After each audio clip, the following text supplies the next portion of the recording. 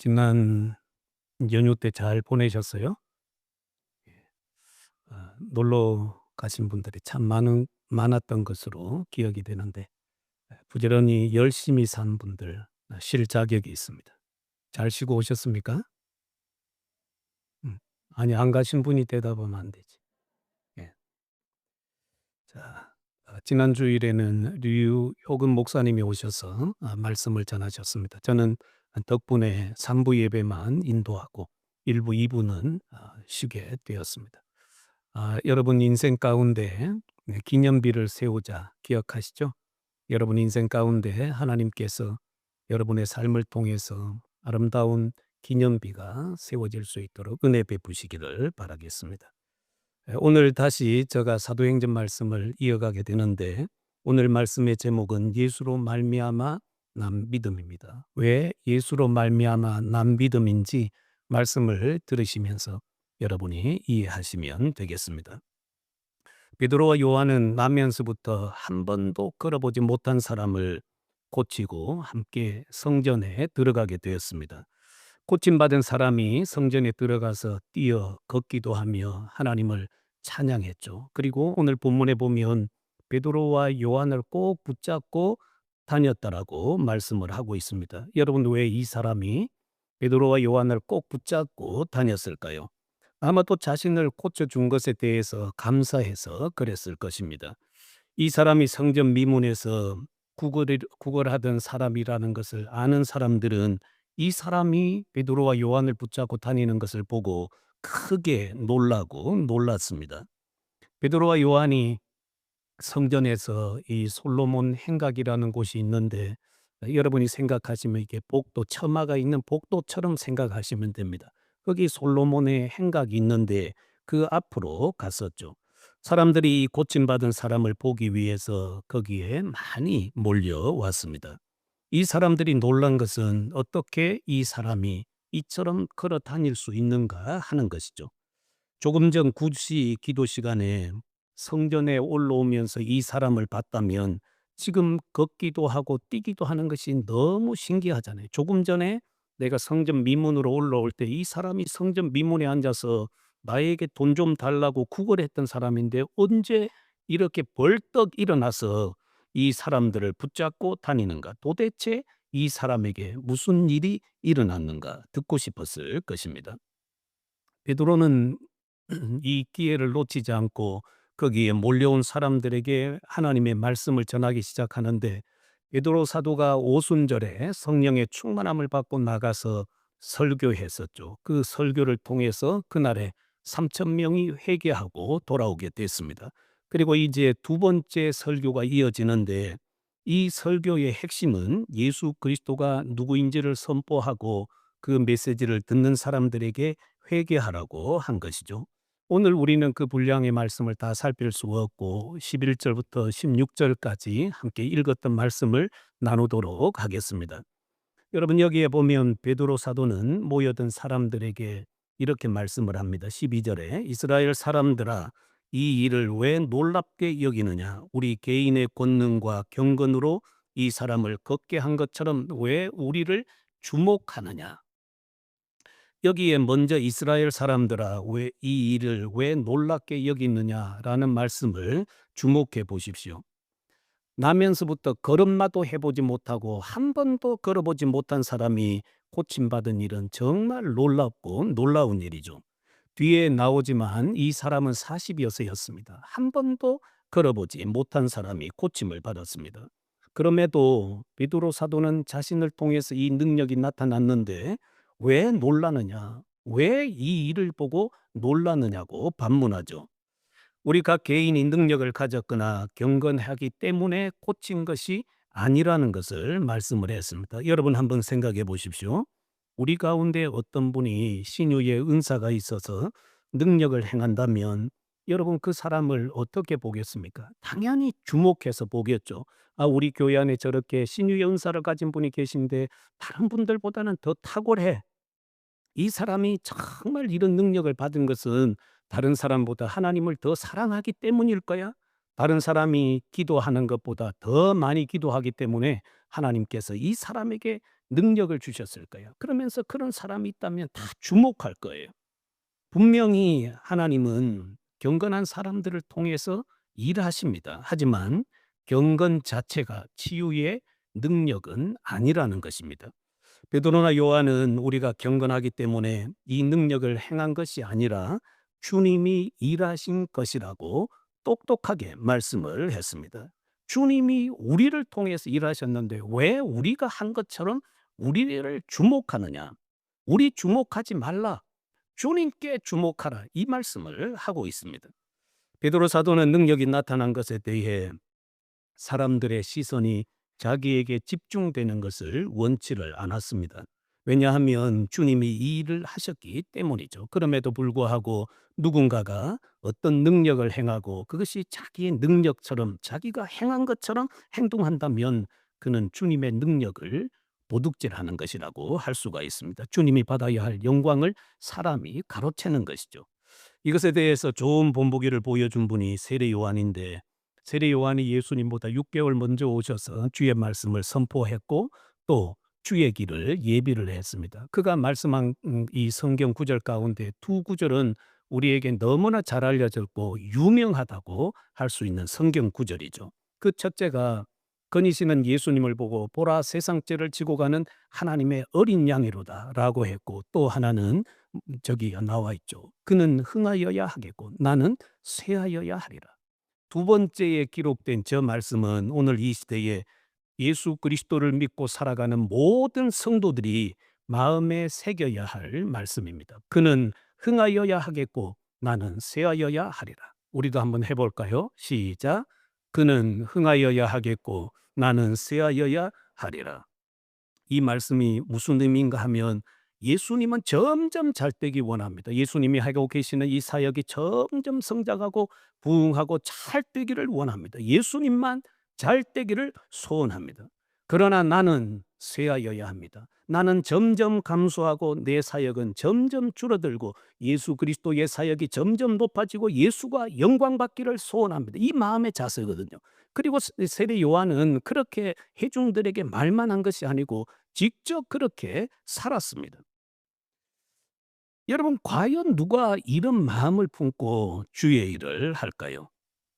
세상에서 조금 더 권세가 드러나고 명성이 나서 훌륭하다 이런 말 듣기를 원하잖아요. 능력 있다. 와, 저분 저 목사님 능력 있어. 저 장로님 능력 있어. 이런 말 듣기를 원하지.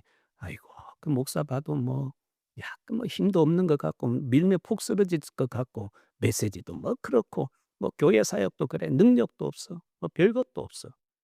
또 여러분 장로님들이나 교회 안의 직분자들도 주변에서 여러분을 보고 막 별것도 없어 보여요. 뭐 그렇게 하면 사실 기분이 안 좋잖아요.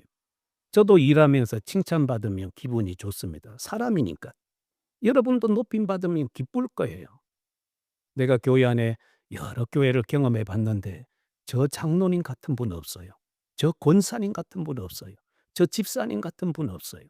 성도님들 중에도 직분은 받지 않았지만 야, 저 집 성도님 참 귀하고 저런 성도 만나기 힘들거든요. 이런 칭찬받으면 여러분 다 기분 좋습니다. 물론 격려의 차원에서도 이런 칭찬이 필요하겠죠. 이런 칭찬을 받을 때 내 마음은 항상 겸손을 유지하기를 힘써야 합니다. 마음이 우쭐해지지 않도록 나를 잘 다스려야 하죠.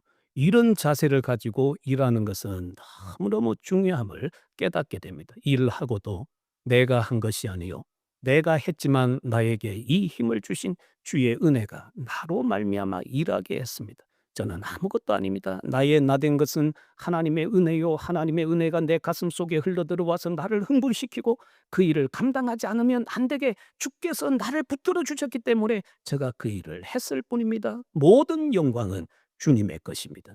이런 고백이 필요해요. 사도 바울이 그랬거든요. 사도 바울이 사역하고도 다른 사도들보다 더 많이, 더 열심히, 더 땀 흘리며 수고하고 애를 썼는데 나의 나된 것은 하나님의 은혜였습니다. 내가 이 일을 내 능력으로 한 것이 아니고 주께서 힘주셔서 했을 뿐입니다. 이 바울의 자세였습니다. 이제 베드로 사도는 솔로몬 행각에 모인 이 사람들에게 한 번도 걸어보지 못한 사람을 고친 분이 누구인지에 대해서 말씀을 하죠. 이 사람을 고친 분은 이미 이 땅에 오셔서 십자가를 지시고 죽으시고 부활하여 영광 가운데로 승천하신 분이라고 했습니다. 그분이 바로 그리스도이죠. 청중들이 왜 이 말씀을 들어야 할까요? 여러분, 성경에 기록된 것처럼 이들은 그들의 믿음의 조상이 아브라함이고 이삭이고 야곱이라고 자부하고 있습니다. 이 믿음의 조상들은 사실은 이랬거든요. 예수님 오시기 거의 2000여 년 전에 그들은 히브리서의 말씀에 의하면 멀리 2000년 후에 오실 그 예수 그리스도를 자신들이 삶의 현장에서 두 손들어 환영했습니다. 장차 우리를 구원하실 예수 그리스도가 이 땅에 오셔서 우리의 구원을 완성하실 것입니다. 주님이 장차 오실 것입니다. 그래서 2000년 후의 일을 멀리서 환영했다는, 웰컴했다라는. 그러면서 그들은 믿음 생활을 하고 믿음으로 이 땅을 살다가 이 땅을 순례자처럼 걸어서 하나님 앞으로 갔거든요. 그런 믿음의 사람들이었습니다. 이와 같은 믿음의 조상들의 후손이라고 자부하는데 그들은 그리스도를 믿지 않는다라는 것입니다. 믿음의 조상이 아브라함이요, 이삭이요, 야곱이라고 자부하면서도 그들의 믿음의 조상의 하나님이 이 땅에 보낸 그리스도를 믿지 않아요. 지금도 기다리고 있습니다. 얼마나 모순덩어리입니까? 그리고 여기에 보면 하나님께서, 우리 조상의 하나님이 그의 종 예수님을 이미 영화롭게 했다고 했잖아요. 안 믿어요. 믿지 않아요.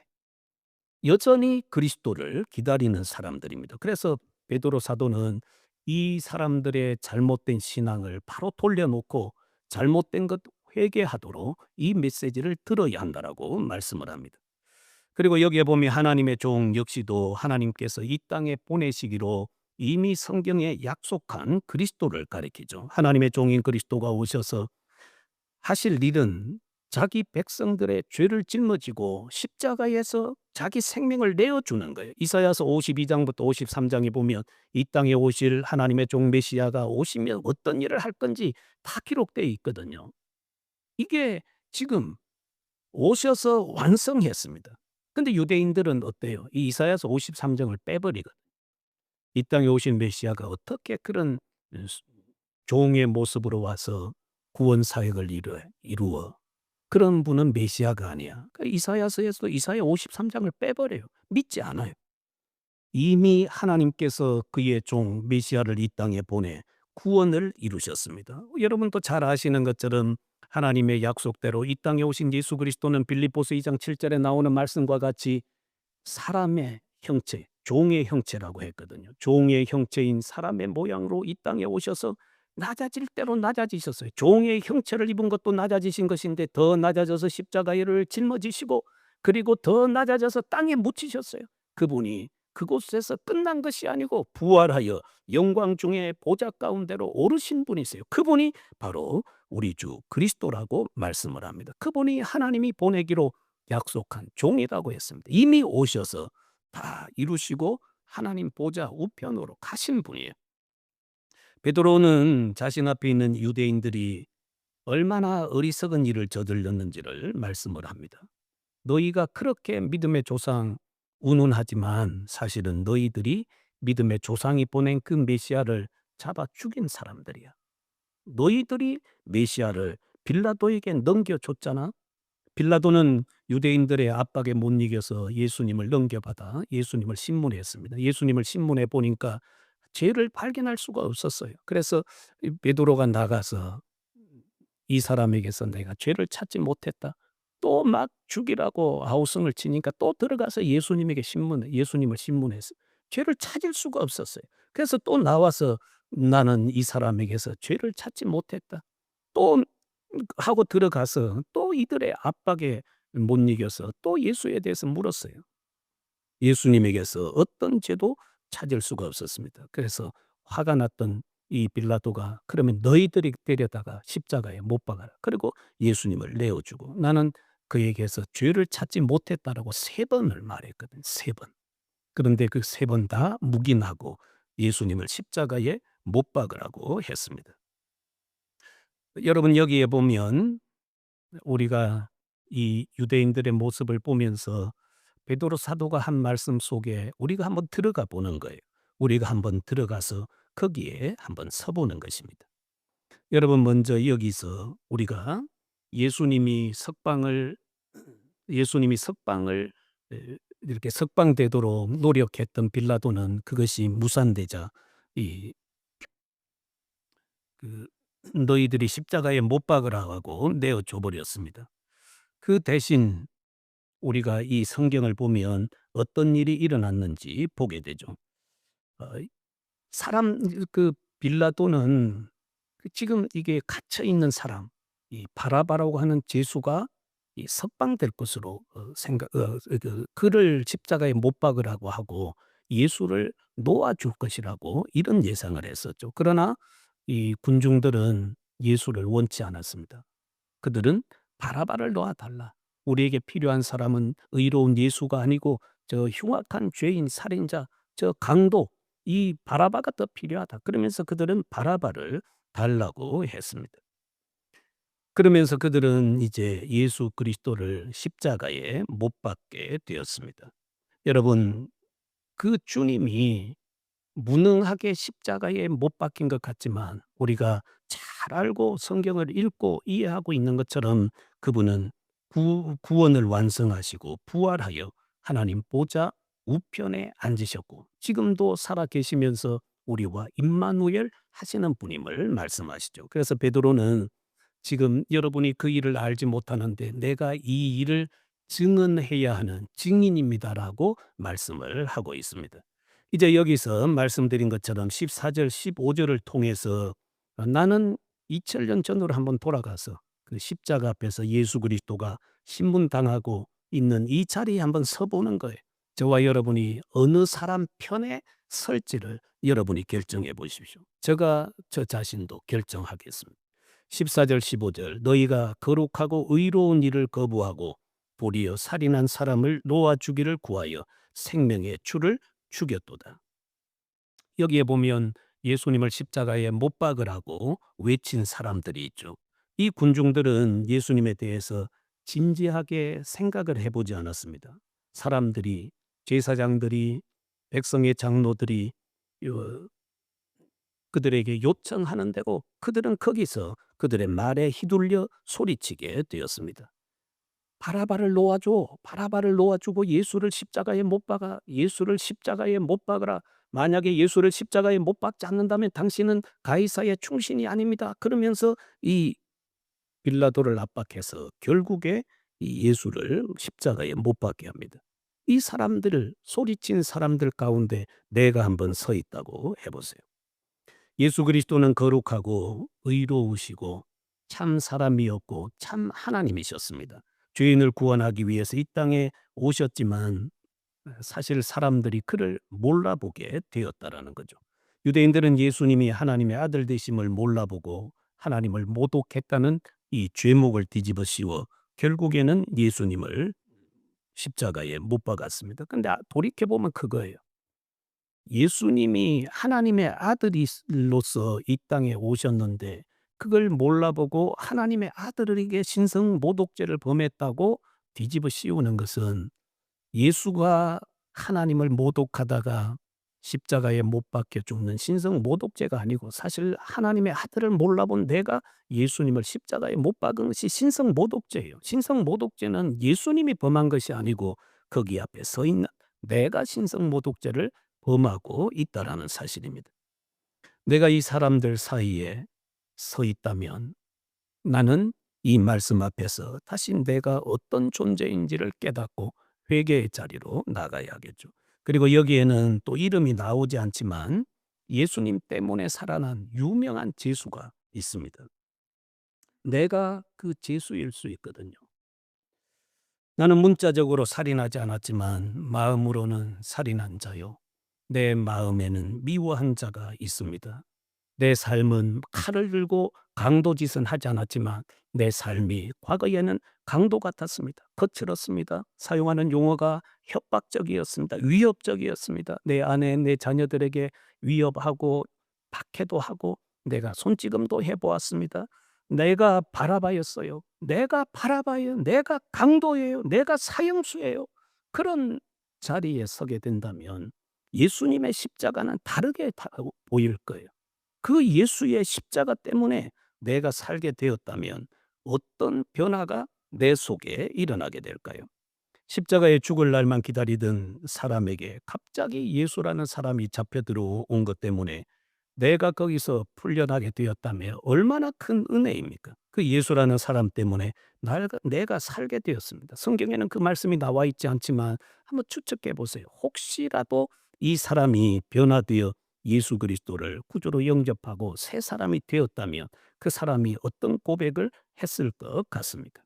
내가 이 예수님 때문에 살게 되었는데 어떻게 그분을 잊겠습니까? 내가 예수님 때문에 살게 되었는데 내가 과거에 살인 강도직 유명한 죄수로 살 수 있겠어요? 완전히 변화되고 새 사람 되어 내 평생 사는 동안 주의 은혜의 길을 걸으며 예수의 은혜에 보답하는 삶을 살겠습니다. 이런 고백이 나오지 않을까요? 우리가 과거의 자리로 한번 돌아가서 그 자리에 서보는 것입니다. 여러분, 우리가 십자가에 못 박은 예수님은 무능한 분이 아니라 생명의 주인이십니다. 생명의 주인이시고 생명의 주이시죠.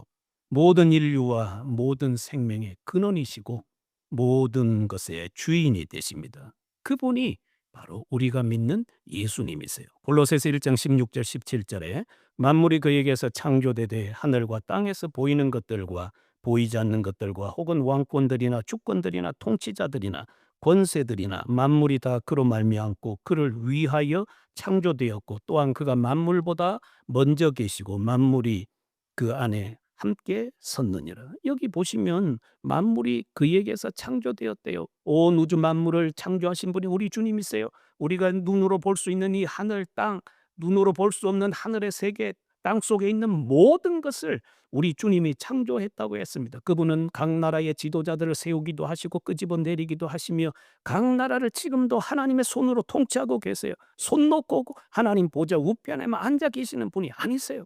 그분은 지금도 온 우주와 우리의 삶을 다스리고 계시는 생명의 주이시고 능력의 주이십니다. 그분이 바로 우리를 구원하신 분이세요. 그리고 이뿐만이 아니고 예수 그리스도만이 참 생명이라고 말씀을 하고 있습니다. 요한복음 1장 4절 5절에 보면 그 안에 생명이 있었으니 이 생명은 사람들의 빛이라 빛이 어둠에 빛이 돼 어둠이 깨닫지 못하더라. 어둠이 깨닫지 못했대요.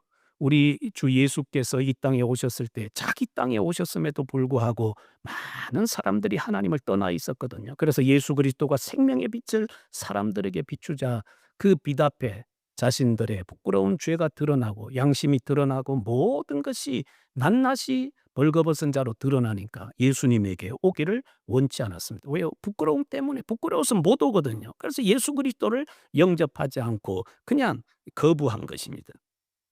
그런데 여러분, 이게 얼마나 중요한지 모릅니다. 예수님이 없는 인생은 살아있지만 죽은 인생이라는 거예요. 사실 우리도 다 죄로 인해서 시한부 인생을 살잖아요. 끝이 정해져 있지 않는 시한부 인생을 사는데 우리에게는 생명의 빛이 비쳤거든요. 그래서 그 빛이 영원하기 때문에 영생의 복을 누리고 이 빛이 없는 암흑의 사람들도 영생하는데 그것은 곧 흑암 속의 영생이에요. 이게 예수 믿는 사람과 믿지 않는 사람의 영원한 차이라는 것을 알 수가 있습니다. 예수의 이름이 선포되면 그 예수의 이름 안에서 생명이 살아나고 그분 안에 놀라운 변화의 복이 일어나게 되는 것을 우리는 볼 수가 있습니다. 그래서 여러분, 예수님을 믿고 산다라는 것이 얼마나 귀한 복인지 몰라요. 얼마나 귀한 복인지 모릅니다. 이제 마지막으로 베드로 사도가 오늘 이 본문을 통해서 말씀하고자 하는 이 핵심 포인트가 있는데 16절입니다. 같이 한번 읽어 볼까요? 시작.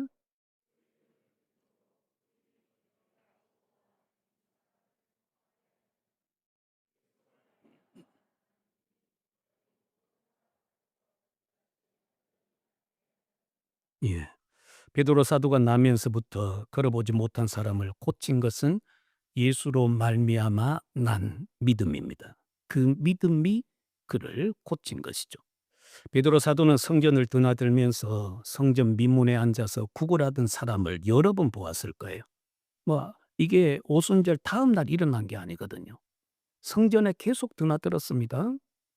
유대인들과 그 그리스도인과 성전이 분리되기까지는 꽤 시간이 흘렀어요. 오순절 이후에도 계속해서 성도들은 성전에 오르락내리락 하면서 기도하고 거기서 하나님 섬겼습니다. 여러분, 성전 미문에 날마다 사람이 이 사람을 메어다 놓고 구걸하도록 했다면 성전 미문에 올라갈 때에 늘 보았을 거 아니에요. 그런데 그때 보았을 때는 아무 일도 일어나지 않았어요. 그 사람을 볼 때 '아, 구걸하는 사람이구나.' 그러고 지나갔어요. 아무 일도 일어나지 않았습니다. 그런데 어느 날 제9시 시간에 성전에 올라가다가 이 사람이 베드로와 요한에게 구걸을 했습니다. 그때 그 구걸하던 사람을 볼 때에 마음의 믿음이 확 생겨나게 된 거죠. 예수의 이름으로 선포하면 한 번도 걸어보지 못한 사람이라 할지라도 예수의 이름으로 벌떡 일어나서 걸을 것이라고 하는 그 믿음이 베드로 안에 확 생겨나게 된 것입니다. 그는 이 믿음을 따라서 예수의 이름으로 선포하였습니다. 이 믿음에 예수님이 응답하셔서 불가능한 일이 일어나게 된 것이죠. 여러분, 우리가 성경에 보면 여러분 신학적으로 뭐 비상섭리, 하나님의 비상수단 이런 용어를 쓰는데 사도들이 복음을 전할 때에도 그런 역사가 일어났거든요. 바울 사도가 이 에베소에서 사역할 때에 얼마나 많은 능력들이 나타났는지 모릅니다. 그래서 이 아시아에 사는 사람들이 다 말씀을 듣고 또 바울을 통해서 나타나는 이런 능력을 경험하기 위해서 심지어는 이 바울의 앞치마를 갖다가 병자에게 얹으면 병이 떠나갈수록 하나님이 이 에머전시를 발동시킨 거예요. 그래서 그때는 이게 이 하나님이 이렇게 비상수단으로 놀라운 능력들을 많이 행하여서 복음이 확 퍼져가도록 놀랍게 역사를 했습니다. 우리가 베드로 사도가 행한 일들도 많이 기록되어 있지 않지만 그가 기록한 걸 보면 베드로 사도가 지나갈 때 그림자라도 덮이면 병이 나았습니다. 그 정도로 능력이 많이 나타났죠. 그런데 시간이 지나면서 후반부로 갈 때에 보면 능력이 나타나지 않아요. 능력이 왜 그때만 그렇게 집중했을까 몰라요.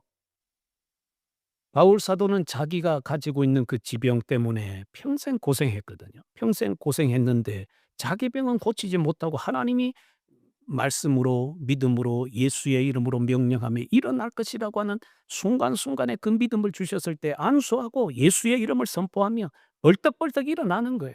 이게 예수께서로부터 나는 믿음이라는 것입니다. 여러분, 이 일을 통해서 하나님이 영광을 받으시고 큰 일을 이루시죠. 그렇다면 오늘은 하나님이 잠자고 계시는가? 하나님의 능력이 잠자고 계시는가? 그렇지 않습니다. 오늘날 주님이 자신의 영광을 위해서 특별한 순간에 능력을 행하시죠. 그때 여러분 안에도 이 믿음이 주어집니다. 내 안에도 그 믿음이 주어져요. 평소에는 아무런 생각도 없었고 뭐 내가 기도하면 병이 나을까? 내가 예수의 이름을 선포하면 능력이 나타날까? 생각도 안 해봤는데 오늘날 갑자기 오늘 하나님께서 내 마음에 그런 마음을 주시는 거예요.